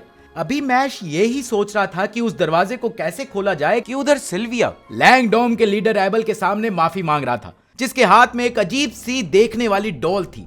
एबल के मुताबिक सिल्विया अपनी हार के बाद उस ग्रुप का हिस्सा बनने के लायक ही नहीं था और इसीलिए उसने सिल्विया को एक डॉल बना दिया। अपनी डॉल से बात करते वक्त, जिसे वो ना जाने क्यों माँ कहकर पुकार रहा था, एबल कहने लगा कि वो यहाँ सबसे ताकतवर है और वही डिवाइन विजनरी बनेगा। कि तभी वहाँ मैश भी पहुंच गया, जिसने एक और दरवाजा तोड़ दिया था, जिसके लिए उसने एबल से माफी भी मांगी। पर उसके मुताबिक एबल बहुत ही अजीब था, क्योंकि वो एक डॉल से बात कर रहा था। एबल जानता था कि मैश के पास एक गोल्ड कॉइन था, इसलिए उसने मैश से डिवाइन विजनरी बनने के पीछे का रीजन पूछा। इसके जवाब पर मैश का कहना था कि उसे बस अपने परिवार के साथ शांति से रहना है और दुनिया अभी उसे रहने नहीं देगी। एबल को यह जवाब बिल्कुल भी पसंद नहीं आया और उसके मुताबिक कमजोर लोगों को दुनिया से खत्म कर देना चाहिए ताकि दुनिया वापस से अपने असली रूप में आ सके। पर मैश को उसकी कोई भी बात समझ में नहीं आ रही थी। एबल ने मैश को वहां से सही सलामत जाने का एक ऑफर दिया, जिसके बदले में उसे अपना गोल्ड कॉइन एबल को देना था। पर इसके लिए मैश ने साफ मना कर दिया। ना सुनते ही एबल ने अपने एक पपेट से मैश पर हमला कर दिया, लेकिन मैश ने बड़ी आसानी से उससे बचकर उसकी रस्सी तोड़ दी, जिसके बाद वो डॉल वापिस से सिल्विया बन गया। तभी मैश को एक डॉल ने पीछे से आकर पकड़ लिया और उसकी जेब से गोल्ड कॉइन निकालकर एबल की तरफ फेंक दिया, जिसके बाद उसने मैश को उठाकर एक पिलर पर फेंका। पर मैश फिर से खड़ा हुआ और उसने एबल से उसके डॉल को कमजोर कहने के लिए माफी मांगी। कि तभी उसने देखा कि उसने सिल्विया के सर पर पैर रख दिया था और ये देखते ही उसने तुरंत उसको डॉक्टर के पास ले जाने के लिए उठाया। एबल को लगा कि मैश अपना गोल्ड कॉइन हार कर जा रहा था, लेकिन मैश के मुताबिक वो बस अभी सही चीज करना चाहता था और ये बोलकर वो सिल्विया को लेकर वहां से चला गया। एबल को दाल में कुछ काला लग रहा था। तभी उसकी नजर अपनी डॉल पर पड़ी, जिसका एक बटन गायब था और वो उसके हाथ में था, ना कि मैश का गोल्ड कॉइन। पास ही में खड़ी एक स्टूडेंट बहुत हैरान थी, क्योंकि उसने देखा था कि जैसे ही उस डॉल ने मैश का कॉइन एबल की तरफ फेंका तो मैश ने उसका बटन इतनी तेज रफ्तार से फेंका कि वो कॉइन से टकरा गया और तभी मैश ने अपना कॉइन को अपनी तरफ खींच लिया। उस लड़की को अपनी आंखों पर भरोसा नहीं हो रहा था और अब एबल को मैश काफी इंटरेस्टिंग लगने लग गया था। उधर होश आने पर सिल्विया को कुछ भी याद नहीं आ रहा था कि तभी उसकी नजर सामने मैश पर पड़ी, जो वर्कआउट कर रहा था। ये देखते ही वो समझ गया कि मैश ने ही उसको बचाया था। सवाल करने पर मैश ने जवाब दिया कि उसके मुताबिक जब उनमें से कोई भी मुसीबत में हो तो इसका मतलब है कि वो सब मुसीबत में है। ये बोलकर मैश वहां से चला गया। उधर मैश के कमरे में बैरेट और लैंस बैरेट के नए हेयर कट के ऊपर डिस्कशन कर रहे थे, जिस पर बैरेट काफी चिढ़ गया और उसके मुताबिक लैंस की जिंदगी बहुत आसान थी क्योंकि वो दिखने में काफी अच्छा था। लैंस उसे एक सबक सिखाना चाहता था कि तभी मैश वहां पर पहुंच गया और उसने उन दोनों को रोका और क्रीम पफ खाने में लग गया।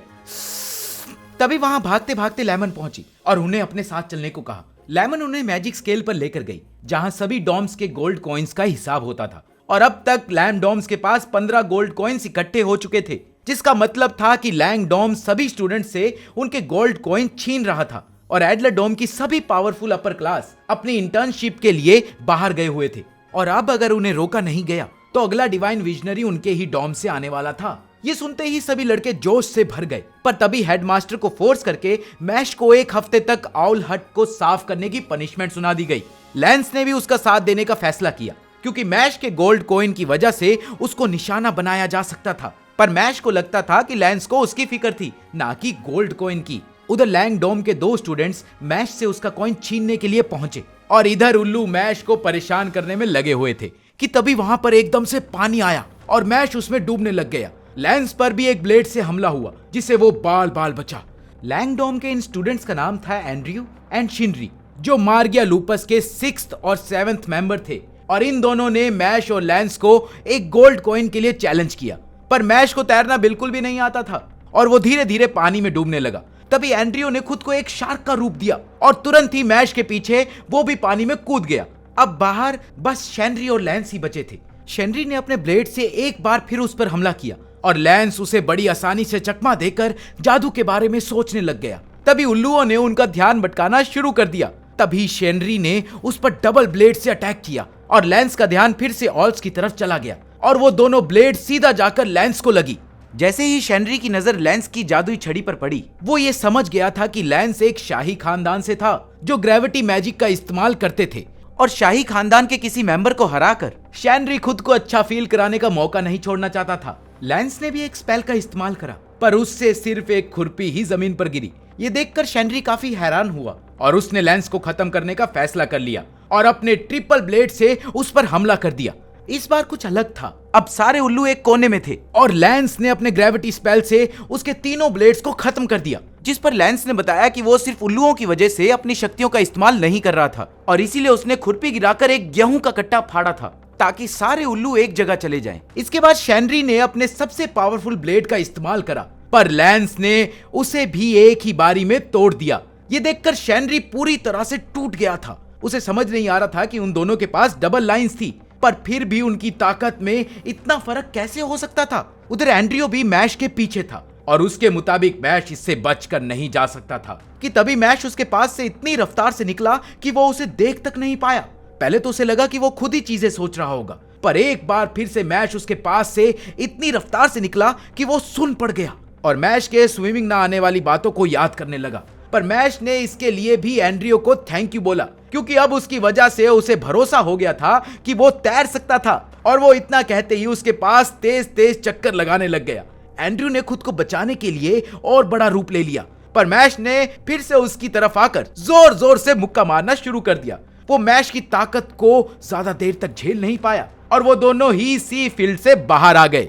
लैंस ने उनका गोल्ड कॉइन उठाया और अभी वो दोनों सोच ही रहे थे कि एंड्रयू और शेनरी को मार्गिया लूपस का मेंबर नहीं होना चाहिए, क्योंकि वो दोनों बिल्कुल भी ताकतवर नहीं थे। तभी उनका एक और साथी गेट पर पहुंच जाता है और एक ही झटके में वो उन दोनों के बीच से निकलकर दूसरी तरफ जाकर खड़ा हो गया। लैंस ने उसे अपने ग्रेविटी स्पेल से रोकने की कोशिश तो करी, पर वो किसी वजह से जादू का इस्तेमाल नहीं कर पाया। मैश ने भी अपनी पूरी रफ्तार से उस पर हमला किया, पर वो उससे भी बचकर निकल गया। लैंस को लग रहा था कि शायद वो किसी टेलीपोर्टेशन मैजिक का इस्तेमाल कर रहा था कि तभी उसने एक बोतल निकाली जिसमें उसने अपने दोनों साथियों को बंद करा और मैश और लैंस से जल्द ही मिलने की बात कहकर वहां से चला गया। ये देखकर लैंस समझ गया था कि मार्गिया लूपस को हराना आसान नहीं होगा। उधर रास्ते में वापस जाते वक्त उस आदमी के मास्क पर एक क्रैक आ गया और वो मैश की रफ्तार के बारे में सोचने लग गया कि वो कैसे बिना किसी जादू के इतना तेज हो सकता था। उसी रात उसने ओरका डोम के एक स्टूडेंट को उसके गोल्ड कॉइन के लिए पकड़ा और बड़ी आसानी से उसे हरा भी दिया। अगले दिन लैंस ये सोच रहा था कि वो मार्गिया लूपस को कैसे हरा सकते हैं और उसके मुताबिक उन्हें लैंग डोम की लोकेशन पता करके सीधा उन पर हमला कर देना चाहिए था, पर मैश को इससे कोई भी फर्क नहीं पड़ रहा था। वो सिर्फ अपने क्रीम पफ्स पर ध्यान दे रहा था। लैंस ने साथ ही उसे उनके डोम का एक कोट भी दिया जिसके पीछे उनका लोगो बना हुआ था कि तभी लेमन चीखते हुए उधर पहुंची और उसने बताया कि टॉम के साथ कुछ बहुत बुरा हुआ था। ये सुनते ही वो सभी रेस्टरूम की तरफ भागे जहां टॉम बहुत ही थकी हुई हालत में पड़ा हुआ था। उसे ये तक नहीं पता था कि वो रेस्ट रूम तक पहुंचा कैसे। पर टॉम का मानना था कि वो आम दिनों तक सोते हुए सपना नहीं देखता था, पर कल उसे ऐसा लग रहा था कि मानो वो किसी बक्से में कैद हो, और होश होने के बावजूद भी वो कुछ नहीं कर पा रहा था। लेमन के हाल पूछने पर उसने बताया कि उसे ऐसा लगता है कि अब वो कुछ समय के लिए जादू का इस्तेमाल नहीं कर पाएगा, क्योंकि शायद उसके अंदर से किसी ने उसकी शक्तियां खींच ली थी। टॉम इकलौता ऐसा स्टूडेंट नहीं था जिसके साथ कुछ ऐसा हुआ हो, बल्कि काफी सारे स्टूडेंट्स के साथ कुछ ऐसा ही हुआ था। पर इस सब की शुरुआत तब से ही हुई थी जब से हेडमास्टर को ब्यूरो ऑफ मैजिक ने बुलाया था। इस सब से परेशान होकर लेमन ने मैश को एक क्रीम पफ लकी चार्म दिया और उसे कुछ भी ज्यादा रिस्की ना करने का वादा मांगा, और साथ ही उसका मानना था कि ये क्रीम पफ उसे बार बार लेमन की याद दिलाता रहेगा। उसी रात लैंस और मैश लैंगडोम को ढूंढने के लिए स्कूल में घूम रहे थे। तभी बैरेट और फिन भी उनके पास पहुंच गए। सवाल करने पर बैरेट ने बताया कि उसे भी कॉइंस जीतने थे और फिन कमरे में अकेला नहीं रहना चाहता था। तभी स्कूल में घूमते वक्त उन्हें लेमन दिखाई दी, जिसे देखते ही बैरेट तो पागल हो गया। पर लैंस की नजर सीधा उसकी चाल पर पड़ी, जो एक डॉल की तरह थी। असल में लेमन भी एक डॉल बन चुकी थी, पर लेमन के उन्हें देखने से पहले ही वो सभी दीवार के पीछे छुप गए। उसका पीछा करने पर वो लोग एक दीवार के सामने पहुंच गए, पर अब लेमन वहां नहीं थी। लेकिन फिन फिर भी उसकी बॉडी मूवमेंट की आवाज सुन सकता था। इसलिए लैंस ने जब अपना रिवीलिंग मैजिक यूज करा तो उन्हें अपने सामने जमीन पर एक दरवाजा दिखाई दिया, और उसे खोलने के लिए उन्हें एक अलग जादू की जरूरत थी। कोशिश करने के लिए बैरेट ने अपना फायर स्पेल यूज तो किया, पर उससे कोई फायदा नहीं हुआ कि तभी मैश पास में ही खड़े एक वॉरियर स्टैचू को उठाकर लाया और उसे दरवाजे के सामने लेटा दिया। फिर उसने जमीन पर जोर से हाथ मारकर दरवाजे को थोड़ा सा उठाया और उसकी तलवार को ही इस्तेमाल करके इतने जोर से दरवाजे को खोला कि वो दीवार तोड़कर बाहर चला गया। अब उनके सामने सीढ़ियां थी और लैंस को पता था कि पक्का मार्ग या लूपस नीचे उनका इंतजार कर रहे होंगे। थोड़ा चलने के बाद वो एक रिंग में पहुंचे, जहां कित्सुकु नाम का एक स्टूडेंट पहले से ही उनका इंतजार कर रहा था, और आगे बढ़ने के लिए उन्हें उसे हराना जरूरी था। जैसे ही लैंस आगे बढ़ा तो बैरेट ने उसे रोककर खुद ये लड़ाई लड़ने का फैसला किया, क्योंकि उसे सभी अच्छे दिखने वाले लड़कों से चिढ़ थी और वो कित्सुकु को भी उसकी आसान जिंदगी के लिए कोसने लग गया, क्योंकि वो अच्छा दिखता था। पर कित्सुकु को उसकी बात से कोई फर्क नहीं पड़ता था और वो अपनी रोज वेब को निकालकर लड़ाई के लिए बिल्कुल तैयार था। उधर ब्यूरो ऑफ मैजिक में वॉलबर्ग डायरेक्टर के सामने खड़े थे, जिन्होंने उन्हें बताया कि 6 सबसे खतरनाक क्रिमिनल्स उनकी जेल से एक गार्ड को मारकर फरार हो गए थे, और इसमें उनकी मदद शायद इनोसेंट जीरो ने करी थी। इधर लड़ाई में कित्सुकु ने बैरेट के पहले हमले को बड़ी ही आसानी से रोक दिया और जवाब में अपने रोज वेब से उस पर हमला किया, जिससे बैरेट बाल बाल बचा। पर बैरेट अभी भी पूरी तरह से कॉन्फिडेंट था। उसने जैसे ही अपने फायरबॉल्स छोड़ी तो वो कित्सुकु के आसपास से जाकर गई और उनमें पैचिस बन गए, जिसके बाद बैरेट अपने मूव की तारीफ करने लग गया। पर कित्सुकु को यह मूव बड़ा ही बचकाना लग रहा था, पर बैरेट का मानना था कि कित्सुकु पक्का हारने वाला था। ये सुनकर एक बार के लिए कित्सुकु डर भी गया, पर उसने जवाब में अपना रोज वेब बैरेट की तरफ छोड़ा, जिनसे बचने के लिए बैरेट ने फायरबॉल्स तो छोड़ी, पर वो किसी काम की नहीं थी और रोज वेब ने बैरेट को चारों तरफ से लिपटकर उठा दिया, जिसमें उसकी छड़ी नीचे गिर गई। बैरेट पर हंसते हुए कित्सुकु ने जैसे ही अपने रोज वेब पर कांटे उगाना शुरू किया कि तभी बैरेट ने अपने पैचिस को एक्टिवेट कर दिया, जिससे एक बहुत बड़ा धमाका हुआ, जिसमें कित्सुकु की छड़ी टूट गई। बैरेट ने उन पैचिस को टाइम बॉम्ब बताते हुए बाकी सभी पैचिस को भी एक्टिवेट कर दिया। इधर कित्सुकु को यकीन नहीं हो रहा था कि वो बैरेट जैसे से कैसे हार गया। तभी बाकी पैचिस से एक बहुत बड़ा धमाका हुआ। फिन ने बैरेट को उसकी जीत के लिए कांग्रेचुलेट किया कि तभी धुआं हटते ही कित्सुकु आराम से पॉज में बैठा हुआ था। ये देखकर वो सभी काफी हैरान हुए, पर तभी वो सब धरती के नीचे धंसने लग गए और इस बीच भी मैश अपने क्रीम पफ को बचाने में लगा हुआ था। नीचे आते ही वो सब अलग अलग हो गए थे। लैंस को एकदम बहुत ज्यादा स्ट्रॉन्ग एनर्जीज फील हुई और उसके सामने खड़ा था मार्गिया लूपस का 3rd मेंबर मैडल।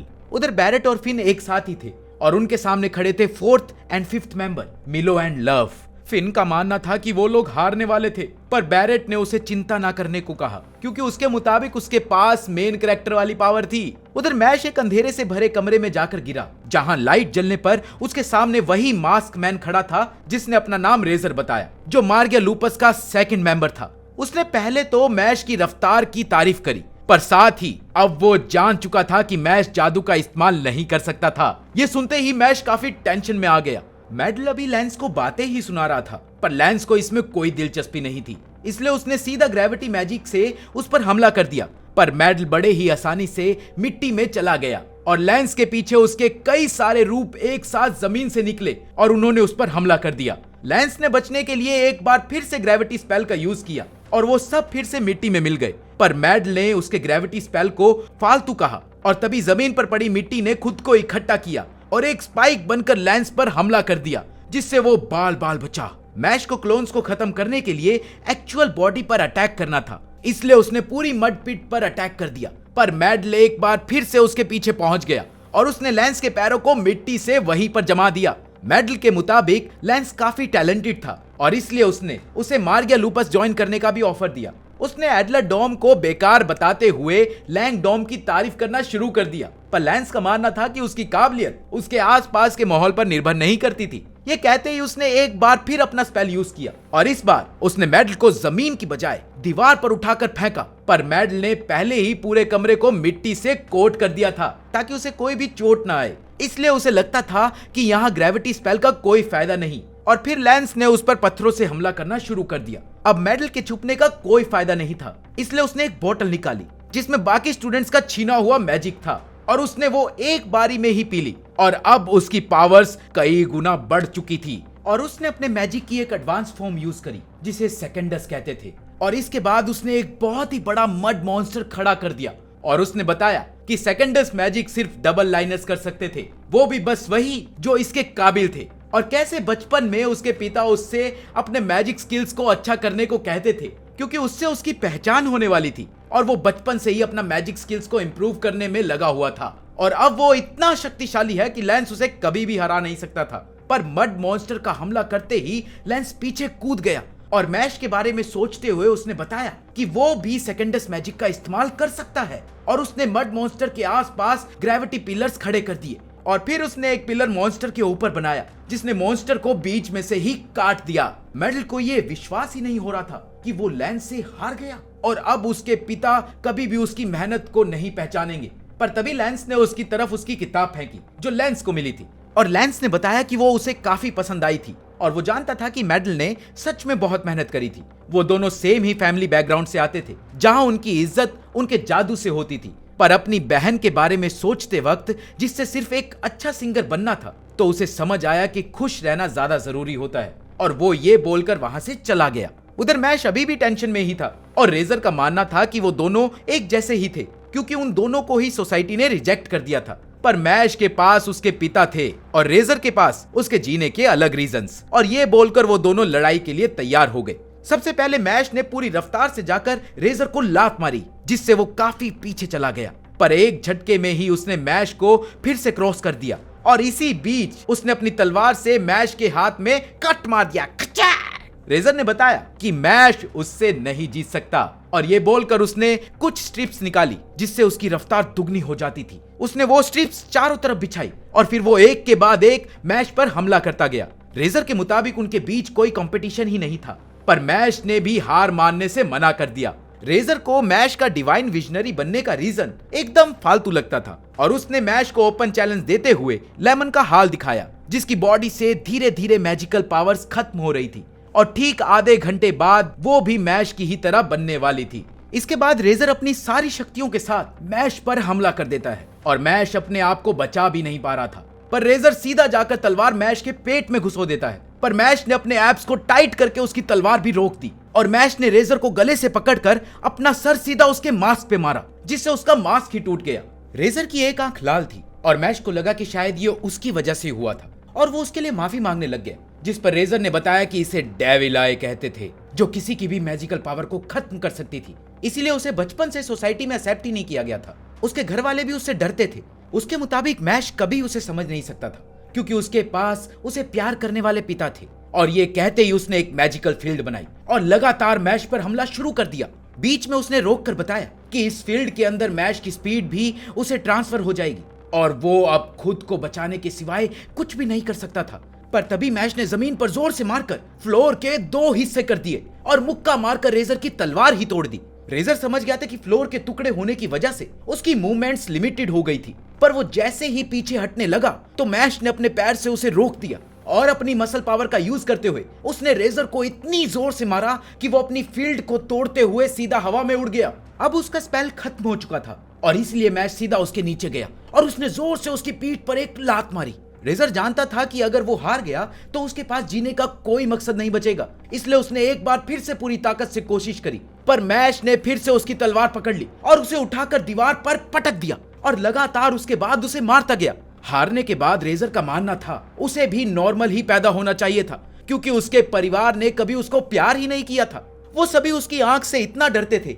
कि उसे एक कमरे में बंद करके रखा जाता था और एक बार तो उसके पेरेंट्स ने उसे मारने की कोशिश भी करी थी, पर हर जगह से रिजेक्ट होने के बाद भी एबल ने उसे जीने का एक रीजन दिया और अब मैश से हारने के बाद उसके जीने का कोई मतलब नहीं था। मैश समझ गया था कि वो कितना लकी था, क्योंकि उसके पास उसे प्यार करने वाले पिता थे और यही देखते हुए उसने रेजर की तरफ दोस्ती का हाथ बढ़ाया। मुझसे दोस्ती करोगे? पर रेजर का मानना था कि मैश भी बहुत जल्द अपने विचार बदल लेगा और उसने मैश को आगे ना बढ़ने के लिए कहा, क्योंकि एबल बिल्कुल ही अलग लेवल पर था और मैश उसके सामने एक मिनट भी नहीं टिकने वाला था। पर हमारी कहानी का हीरो मैश रेजर की इस वार्निंग को इग्नोर करके आगे बढ़ गया और जाते जाते उसने कहा कि उसके विचार कभी नहीं बदलेंगे और उसने रेजर को क्रीम पफ खाने के लिए भी इनवाइट किया। उधर एक और स्टूडेंट को सीक्रेट डोर मिल गया था और वो भी अंदर जाने के लिए तैयार था। इधर लव ने देखा कि बैरेट और फिन दोनों ही सिंगर लाइनर्स थे और उसका मानना था कि उन्हें हराना कोई बड़ी बात नहीं थी, इसलिए मिलो ने यह काम लव पर ही छोड़ दिया और वो खुद मैश को ढूंढने के लिए चला गया। मिलो के वहां से जाते ही लव बैरेट और फिन से यह पूछने लग गई कि क्या वो उन्हें पसंद थी, पर उन दोनों को यही सवाल बहुत अजीब लगा, क्योंकि वो उसे अभी अभी ही तो मिले थे। इसके बाद वो उनसे अपने क्यूटनेस के बारे में पूछने लग गई। हाय दैया, बैरेट को लगता था कि वो बिल्कुल उसकी पसंद की ही है, पर अभी उसकी जिंदगी में लेमन थी। ये सुनते ही लव ने उसे मारने के लिए कह दिया। बैरेट को समझ नहीं आ रहा था कि वो कैसे इतनी जल्दी बदल सकती थी और लव ने उन पर एक टोर्नेडो से हमला कर दिया। बैरेट ने उसे रोकने की कोशिश तो करी, पर उन दोनों की पावर में बहुत अंतर था। लव का मानना था कि सभी लड़कियां क्वीन होती है और जो भी लड़का उनकी तारीफ नहीं कर सकता तो उसे जीने का कोई अधिकार नहीं था। लव ने फिर से टोर्नेडो मैजिक का यूज कर उन पर हमला किया, जो सीधा जाकर बैरेट को लगा। लव ने कहा कि उसके पिता ने उसे बताया था कि वो किसी को भी मार सकती थी अगर वो उसकी तारीफ ना करे, पर बैरेट एक बार फिर खड़ा हुआ और उसने लव पर कई सारी फायरबॉल से अटैक किया जो उसके आसपास आकर गिरी, जिसने पूरे कमरे को धुएं से भर दिया। और इसी का फायदा उठाते हुए बैरेट ने लव की छड़ी को छीनने की कोशिश की, पर तभी लव ने उसे स्पेल से उठाकर फेंक दिया। इसके बाद लव ने बताया कि मिलो असल में उस इंसान को पत्थर का बना सकता था जिसने भी उस सीक्रेट दरवाजे को छुआ था, और अगर फिन और बैरेट ने उसे और मिलो को 30 मिनट में नहीं हराया तो मैश भी पत्थर का बन जाएगा। लव कहने लगी कि उसे मैश के लिए बुरा लग रहा है क्योंकि उसके सभी दोस्त बहुत ही कमजोर हैं। उधर बैरेट को लग रहा था कि वो मरने वाला है, पर तभी उसे अपने बचपन की एक कहानी याद आई जहां उसकी बहन ने उसे कुछ बदमाश बच्चों से बचाया था जो उसे परेशान कर रहे थे। उसकी बहन ने उसे हमेशा यही समझाया था कि उसे इतनी जल्दी हार नहीं माननी चाहिए और जिसने भी तुम्हारा साथ दिया हो तो तुम्हें भी हमेशा उसी के लिए खड़ा रहना चाहिए। ये बात दिमाग में आते ही उसे याद आया कि कैसे मैश ने उसको बचाया था और अब उसने फैसला कर लिया था कि कोई भी उसके दोस्त का मजाक नहीं उड़ा सकता। और जैसे ही लव फिन पर हमला करने वाली थी, बैरेट अपना केज तोड़कर बाहर आ गया। लव को समझ में ही नहीं आ रहा था कि बैरेट उसके केज में से बाहर कैसे निकला, पर तभी उसकी नजर बैरेट के माथे पर पड़ी जहां एक वार्निंग निशान था। असल में कुछ बच्चे इस निशान के साथ पैदा होते थे और उन्हें बैटल डीमन कहा जाता था, क्योंकि जब इन्हें बहुत ज्यादा गुस्सा आता तो इनकी शक्तियां कई गुना बढ़ जाती थी। इसके बाद बैरेट ने फिर से फायर बॉल्स पूरे कमरे में भर दी और एक साथ उसने सभी बॉल्स को लव की तरफ छोड़ दिया, जिससे एक बहुत ही बड़ा धमाका हुआ। पर बैरेट ने जानबूझकर वो बॉल्स लव के आसपास छोड़ी थी क्योंकि वो लड़की को नुकसान नहीं पहुंचाना चाहता था और इसीलिए उसने लव को वहां से जाने के लिए कहा। फिन अभी तक हैरान था और तभी एक स्टोन हेड ने पीछे से आकर उस पर हमला कर दिया, पर ऐन मौके पर आकर बैरेट ने उसे बचा लिया। मिलो वापिस आ चुका था और उसे देखते ही लव ने अपनी हार मानने के लिए उससे माफी भी मांगी। बैरेट खुश था कि मिलो ने मैश का पीछा छोड़ दिया, पर मिलो ने उन्हें मसलने के लिए कई सारे स्टोन हैंड्स को उनके ऊपर छोड़ दिया। बैरेट को लग रहा था कि वो अब जल्दी ही नीचे गिर जाएगा और लव के मुताबिक मिलो बहुत खास था क्योंकि वो मार्गिया लूपस में एक लौता फर्स्ट ईयर स्टूडेंट था। पर जैसे ही वो हाथ बैरेट और फिन तक पहुंचने वाले थे तभी एक तलवार आकर सीधा मिलो को लगी। फिन ने पहली झलक में ही तलवार को पहचान लिया। मिलो को समझ नहीं आ रहा था कि आखिर उसके साथ क्या हुआ। असल में यह तलवार रीन की थी जो पिछले साल का डिवाइन विजनरी होने के साथ साथ फिन का बड़ा भाई भी था। मिलो को लगा कि शायद रीन एक स्टूडेंट ही होगा, तो उसने एक बार फिर अपने स्टोन हेड से उस पर हमला करने की कोशिश की, पर रीन ने एक ही झटके में उसके 2 टुकड़े कर दिए। रीन ने अपनी पावर को दिखाते हुए कई सारी स्वॉर्ड से एक साथ मिलो पर हमला किया और ये देखकर बैरट हैरान रह गया था और लव ने तो लैंगडोम को ही छोड़ने का फैसला कर लिया। मिलो समझ गया था कि वो किसी भी हाल में रीन से नहीं जीत सकता था, इसलिए उसने अपनी जान की भीख मांगना शुरू कर दिया। भैया भैया माफ कर दो, भैया माफ कर दो। पर रीन ने उसे लात मारते हुए उससे सवाल करना शुरू कर दिया। बैरेट को यह थोड़ा ज्यादा रूड बिहेवियर लग रहा था, पर रीन बिना कुछ सोचे उससे सवाल करता गया और अपने जवाब मिलने पर उसने उसे छोड़ दिया और साथ ही बैरेट और फिन को वापस जाने को कहा, क्योंकि अब आगे की चीज वो खुद ही संभालने वाला था। वहां से अपना काम खत्म करके वो आगे बढ़ गया। असल में रीन को हेडमास्टर ने भेजा था, क्योंकि एक न्यूज के हिसाब से इनोसेंट जीरो और उसके साथी स्कूल में ही थे और वो शायद अपनी पावर्स को छुपा कर घूम रहे थे। पर तभी उसे मैश दिखाई दिया जो क्रीम पफ्स खा रहा था। रीन को मैश का ऑरा बड़ा अजीब सा लगा और उसे उस पर शक हुआ, इसलिए उसने अपने स्पाइडर को बुला के मैश की पावर चेक करने को कहा। रीन ने मैश पर अपनी एक तलवार से हमला किया, पर मैश ने उस तलवार को बड़ी आसानी से रोक दिया। स्पाइडर के चेक करने पर मैश में कोई भी मैजिकल पावर नहीं मिली, इसलिए रीन ने एक बार फिर से हमला किया और इस बार उसने अपनी पूरी पावर का सिर्फ 3% इस्तेमाल किया। यह अटैक सीधा जाकर मैश पर लगा और वो उन्हीं तलवारों की एक कुर्सी बनाकर उस पर बैठ गया। स्पाइडर को अभी भी कोई मैजिक नहीं मिला, इसलिए रीन ने इस बार 10% पावर का इस्तेमाल करने का फैसला किया और इस बार भी मैश ने बड़ी आसानी से उसके सारे हमलों को बर्बाद कर दिया। सवाल पूछने पर जब मैश ने अपना नाम बताया तो रीन को हेडमास्टर की बात याद आई, जहां उन्होंने स्कूल में एक अजीब से बच्चे के बारे में कहा था। इसलिए रीन ने मैश से माफी मांगी, पर मैश माफी देने के लिए तैयार ही नहीं था। इसलिए रीन ने उसे एक हैंकी दिया जिससे वो अपनी चोट सही कर सकता था और जाते जाते रीन ने मैश को एबल से बचकर रहने के लिए भी कहा। जब मैश ने उससे पूछा कि उसे एबल के बारे में कैसे पता, तो रीन ने उसे बताया कि हेडमास्टर ने मैश के डिवाइन विजनरी बनने के सपने के बारे में उसे बताया था और वो खुद भी चाहते थे कि मैश एक डिवाइन विजनरी बने और इसीलिए स्वाभाविक रूप से एबल मैश के पीछे पड़ा हुआ होगा और उसके डॉल मैजिक के खिलाफ मैश को दिक्कत हो सकती थी, क्योंकि उसके पास कोई मैजिक नहीं था। ये सुनते ही मैश ने इस बात को नकार दिया और उसका कहना था कि उसके पास भी मैजिकल पावर्स थी और रीन उसे बेस्ट ऑफ लक बोलकर वहां से निकल गया। असल में रीन खुद भी चाहता था कि मैश डिवाइन विजनरी बने, क्योंकि हेडमास्टर ने उसे बताया था कि कैसे मैश अपने दोस्तों को खुद से ऊपर रखता था और कैसे उसने फिन को बचाया था। मैश को आखिरकार लैंगडोम का फाइनल दरवाजा मिल तो गया, पर उसे समझ में नहीं आ रहा था कि उसे खोलना कैसे था। पर कोशिश करने पर उसने पहली बार एक दरवाजे को ठीक से खोला, पर तभी उसे लेमन की याद आई और उसने जोर से उस दरवाजे को तोड़ दिया।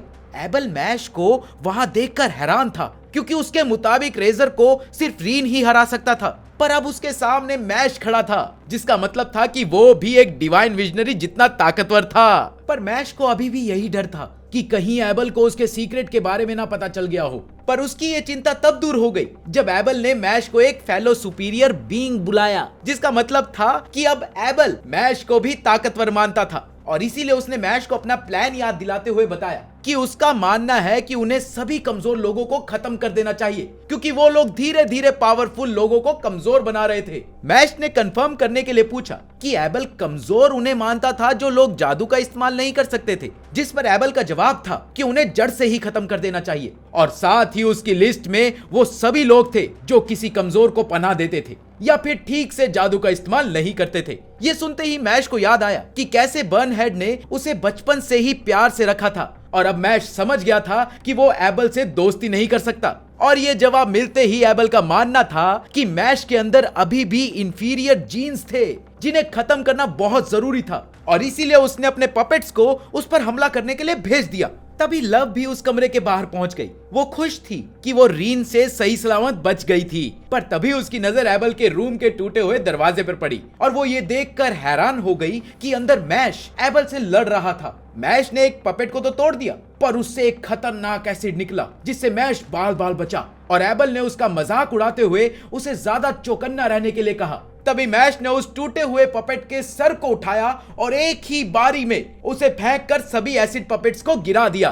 उधर लव को अपनी आंखों पर विश्वास नहीं हो रहा था। मैश ने एबल से पूछा कि क्या वो आज अपने आप को भी कमजोर मानेगा अगर आज मैंने तुझे हरा दिया तो, और साथ ही उसने लेमन के बारे में भी पूछा। पर एबल का कहना था कि वो लेमन को जानता ही नहीं था और उसने इस बार और ताकतवर पपेट्स के साथ मैश पर हमला कर दिया। उसको लगता था कि मैश इनके सामने टिक नहीं पाएगा, पर मैश ने एक ही बारी में सबको उठाकर फेंक दिया। अब एबल समझ गया था कि मैश उनकी पिछली मुलाकात से काफी ज्यादा ताकतवर हो गया था और अब मैश ने एबल के सामने ये शर्त रखी कि अगर वो जीत गया तो एबल लेमन को छोड़ देगा। ये सुनकर एबल काफी इंप्रेस हुआ, पर इस बार एबल ने अपने सबसे स्ट्रॉन्गेस्ट पपेट का इस्तेमाल किया जो था मैश खुद। और एबल के एक इशारे पर मैश खुद को ही मारने लग गया और वो अपने आप को रोक भी नहीं पा रहा था। असल में मैश स्ट्रिंग से बंध गया था और जिनका कंट्रोल एबल के हाथ में था और उसने खुद का ही गला दबाना शुरू कर दिया।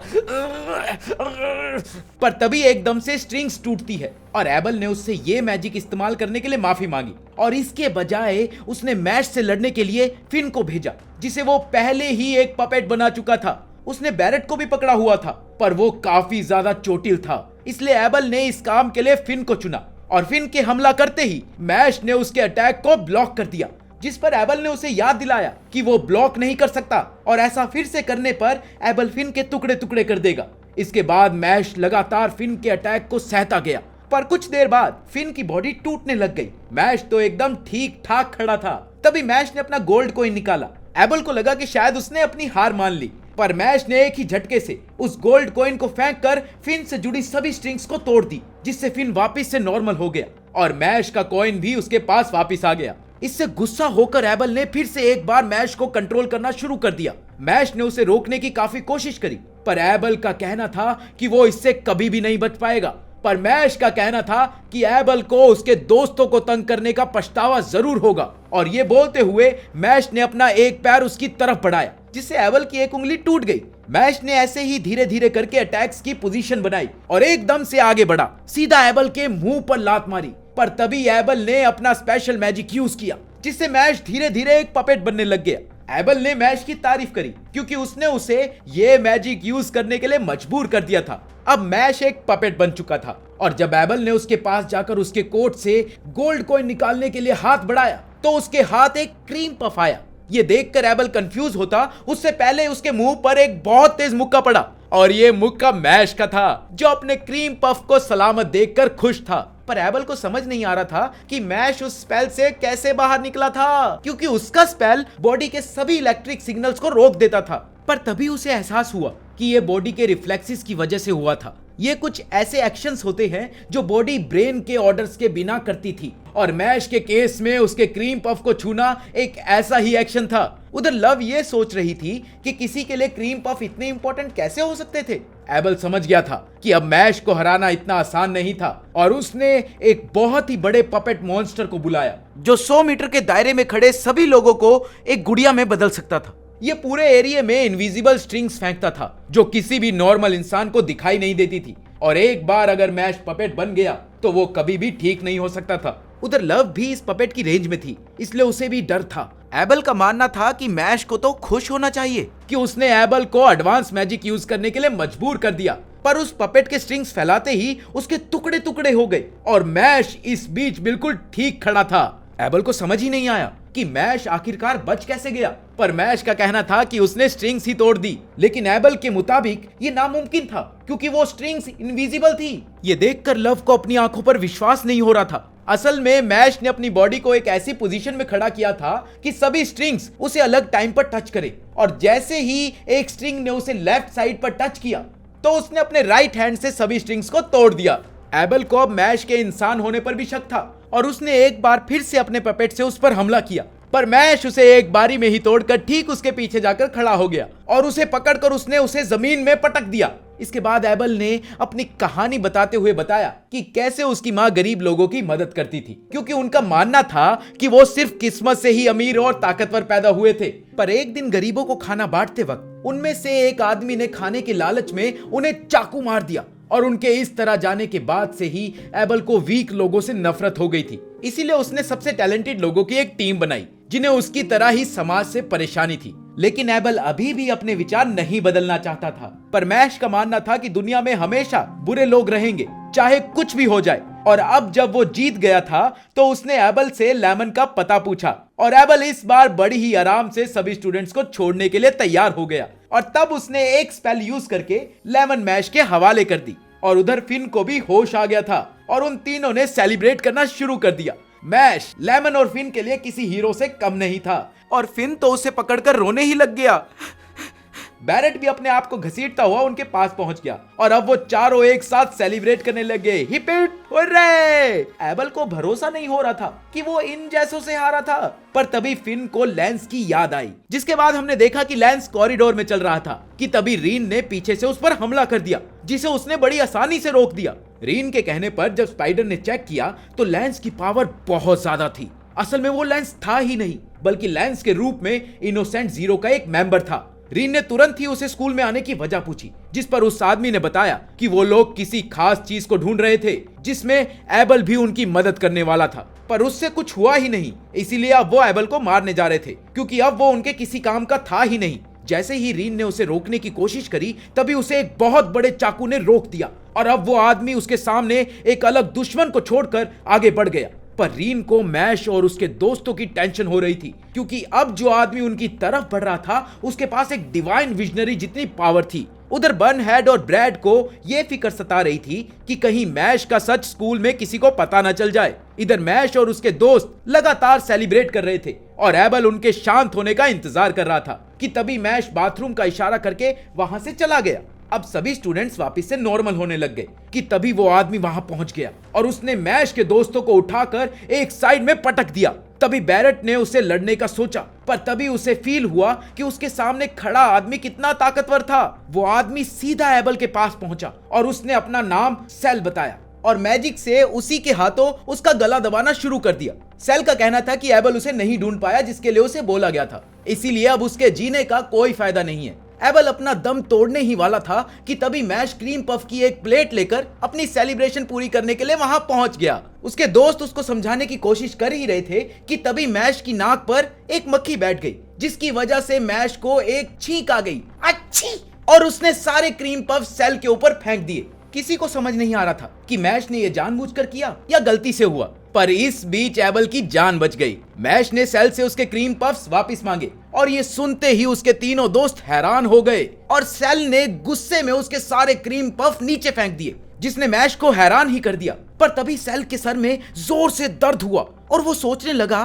कि कहीं मैश वही तो नहीं जिसे वो लोग ढूंढ रहे थे। सेल ने सबसे पहले एबल को खत्म करने का फैसला किया और जैसे ही मैश उसे बचाने के लिए भागा तो रेजर ने बीच में आकर एबल को बचा लिया और साथ ही उसने मैश से माफी भी मांगी, क्योंकि वो उसके साथ क्रीम पफ्स नहीं खा पाया। पर रेजर को बचाने के लिए मैश ने उसे अपना हैंकी दे दिया जो रीन ने उसे दिया था। पर इसी बीच सेल सोच रहा था कि रेजर उसके अटैक से जिंदा कैसे बच गया। पर तभी उसे एहसास हुआ कि अटैक से ठीक पहले मैश ने उसके ऊपर बहुत तेज रफ्तार से एक छोटा सा पत्थर फेंका था, जिससे उसका स्पेल कमजोर हो गया था। इसके बाद मैश उसके सामने खड़ा था और उसने जोर से अपना पैर जमीन पर मारा, जिससे कुछ पत्थर हवा में उड़ गए। और ये सब देखकर सब हैरान थे कि सेल ने उस पत्थर को पकड़ लिया था और वो उसे चाट रहा था। ये देखकर मैश को बड़ा ही अजीब लगा कि कैसे कोई पत्थर को चाट सकता था। सेल ने मैश को बताया कि रेजर के पास सिर्फ 30 मिनट ही थे और वो देखना चाहता था कि मैश क्या कर सकता था। इसके बाद सेल ने लगातार मैश पर हमला करना शुरू कर दिया, जिसे मैश अपने हाथों से रोक रहा था। सेल मैश की पावर को देखना चाहता था, इसलिए उसने अपने सारे मैजिक से एक साथ उस पर हमला किया, जो सीधा जाकर मैश को लगा। एबल को लगता था कि मैश कभी नहीं जीत सकता, क्योंकि उसकी और सेल की शक्तियों में बहुत बड़ा अंतर था। उसे अपनी माँ की कही एक बात याद आई। उसकी माँ हमेशा उसे बताती थी कि सिर्फ किस्मत वालों को ही जादुई ताकत मिलती है, मेहनत करने वालों को नहीं। और उसका मानना था कि सेल उनसे ज्यादा ताकतवर था और वो लोग उससे नहीं जीत सकते थे। इधर सेल एक के बाद एक हमले मैश पर करता गया और मैश सभी हमलों को अपने हाथ से रोक रहा था। एबल का मानना था कि रेजर ने बीच में कूदकर बेवकूफी करी थी, पर मैश का कहना था कि रेजर ने ये खुशी से करा था, क्योंकि एबल ने उसे जीने का मकसद दिया था और रेजर उस मकसद की वजह से ही खुश था। उधर मैश लगातार सेल के हमलों को रोकने में लगा था। एबल ये देख सकता था कि मैश सेल से ज्यादा देर तक नहीं लड़ सकता था और अब सेल भी बोर हो रहा था, इसलिए उसने अब ज्यादा बड़े पत्थरों से हमला करना शुरू कर दिया। ये चीज मैश के लिए बुरी लग रही थी कि तभी एबल ने अपनी डॉल को हमला करने के लिए भेज दिया, पर सेल ने उसे बड़ी आसानी से तोड़ दिया सेल ने एबल को बताया कि वो उससे नहीं जीत सकता, पर तभी उस डॉल का सर सेल की तरफ बढ़ा जिसके अंदर मैश छुपा हुआ था और उसने सेल के पास आते ही उसके मुंह पर एक मुक्का मार दिया। सेल का मुंह एक आर्मर से कवर था, पर वो ये देखकर काफी इंप्रेस हुआ कि मैश ने उस आर्मर को क्रैक कर दिया था। उसे ये जानने में दिलचस्पी थी कि आखिर मैश कौन सा मैजिक यूज करता था, पर उससे इसे कोई फर्क नहीं पड़ा और ये कहते हुए उसने एक शीशा निकाला जिसे देखते ही बैरेट समझ गया था कि वो क्या था। असल में वो एक स्पेल फ्लेक्शन मिरर था जो किसी भी जादू को वापस उल्टा भेज सकता था और सभी मैजिशियंस में इस शीशे का बहुत डर था।